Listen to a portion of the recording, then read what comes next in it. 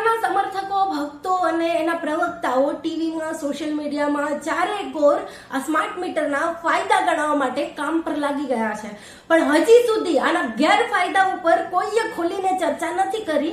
આજનો વિડીયો છેલ્લે સુધી ધ્યાનથી જોજો. એવા ખુલાસા તમારી સામે કરવાની છું કે સાંભળીને તમારી ઊંઘ ઉડી જવાની છે. સરકાર અને એમના પ્રવક્તાઓ, સમર્થકો દાવો કરે છે કે આ પ્રોજેક્ટ સરકાર વીજ ચોરી અટકાવવા માટે અને વીજ પુરવઠાની ગુણવત્તા વધારવા માટે લાવ્યો છે, પણ હકીકત આનાથી કંઈક ઉલટી જ છે. આ સ્માર્ટ મીટર ઉપર રિસર્ચ કરતી વખતે મારા ધ્યાનમાં ઓલ ઇન્ડિયા ફોરમ અગેન્સ્ટ પ્રાઇવેટાઇઝેશનની સાઇટ ઉપર 23 ફેબ્રુઆરી 2024 નો રિપોર્ટ આવ્યો હતો. એમાં જે ચોંકાવનારા ખુલાસા કર્યા છે એ સાંભળીને તમારી ઊંઘ ઉડી જશે. આના ગેરફાયદા તો તમને સત્તાના સમર્થકો સમજાવી દેશે.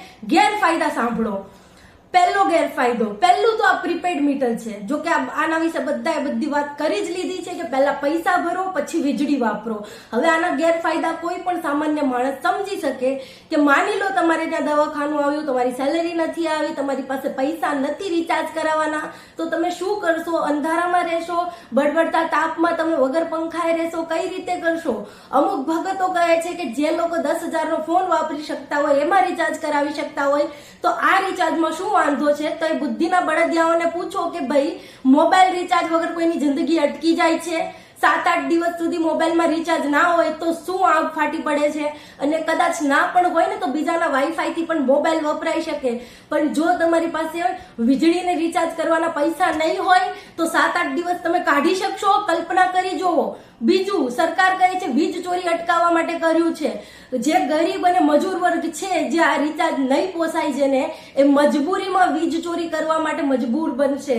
અત્યાર સુધી જે લોકો પ્રામાણિકપણે દર મહિને 2 મહિને બિલ ભરતા હતા, એ લોકો પણ લંગરિયા નાખવા ઉપર મજબૂર બનશે. ત્યારે અટકાવી લેજો તમારી વીજ ચોરી. હવે આ રિપોર્ટમાં જે બીજા નંબરનો ગેરફાયદો છે એને ધ્યાનથી સાંભળજો.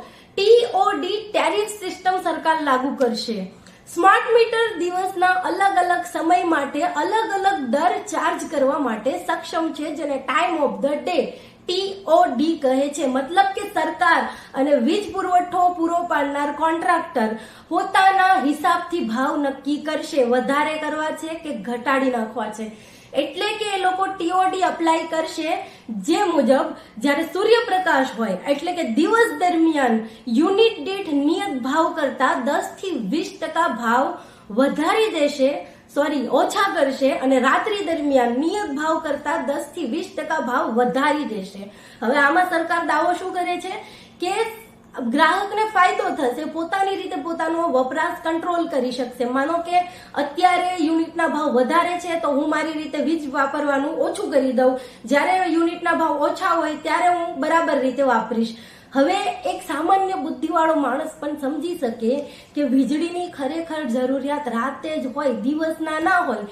જેને આમ ઘર હવા ઉજાસ વાળા છે એ લોકો તો દિવસમાં લાઇટ પંખો પણ ઓન નથી કરતા, તો દિવસમાં કદાચ ભાવ ઓછા હોય તો પણ શું ફરક પડી જવાનો? મુખ્ય જરૂરિયાત તો રાતે છે, અને રાતે જો તમે TOD ઉપર ભાવ વધારી નાખશો તો આ જનતા કરશે શું? એટલે કે જે TOD સરકાર તમને ફાયદો ગણાવીને આપી રહી છે એ જ TOD તમને ભયંકર નુકસાન કરવાનું છે. ત્રીજો ગેરફાયદો જુઓ. સરકાર અત્યારે કહી રહી છે કે આ 1 મીટરનો ચાર્જ 7,000 રૂપિયા છે, જે તમારે ચૂકવવાનો નથી. સરકાર ફ્રીમાં નાખી દેશે અત્યારે.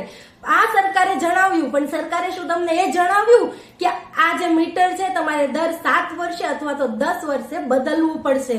તો જ્યારે તમે આને બદલશો ત્યારે એનો ચાર્જ કોણ આપશે? આ સરકાર આપવાની છે. તમારા જૂના મીટર એક વખત નખાઈ ગયા પછી એને ક્યારેય બદલવાના આવતા નથી, પણ આ સ્માર્ટ મીટરનું ગલકું તમારે દર 7 વર્ષે અને દર 10 વર્ષે ચેન્જ કરવું પડશે. જેના 8, 10, 12, 15 જેટલા પણ સરકાર લેશે એ તમારે ચૂકવવા પડશે મોઢું બંધ રાખીને. ચોથો, ફરિયાદ નિવારણ. આનો સૌથી મોટો ગેરફાયદો, સ્માર્ટ મીટરનું સંચાલન ખાનગી કોન્ટ્રાક્ટરના હાથમાં છે. વડોદરા, જામનગર, સુરત, સુરેન્દ્રનગરમાં જ્યાં વધારે બિલ આવ્યા છે અને જે લોકોએ હોબાળો કર્યો છે અને રોડ ઉપર આવ્યા છે, એમના ઇન્ટરવ્યુ તમે ન્યૂઝમાં, સોશિયલ મીડિયામાં જોયા જ હશે.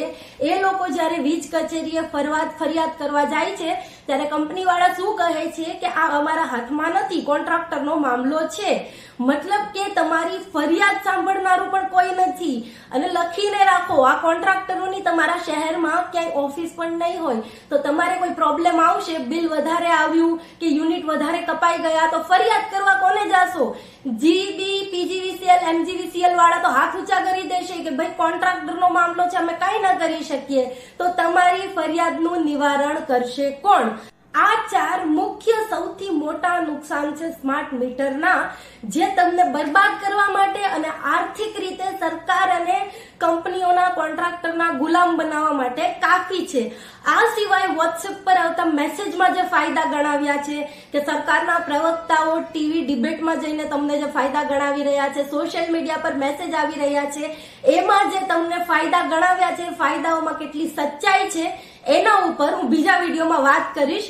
અત્યારે તમે આ જે નુકસાન મેં ગણાવ્યા છે, નુકસાન કયા કયા છે એ તમારી આસપાસ દરેક વ્યક્તિને જણાવો. વિડીયોને બને એટલો તમારા મિત્રો, કુટુંબીઓ, સગાઓને શેર કરો, તેથી એ પણ જાણી શકે કે આ સ્માર્ટ મીટરની બલા જો એક વખત ઘરમાં ઘૂસી ગઈ તો તમારી શું હાલત થવાની છે.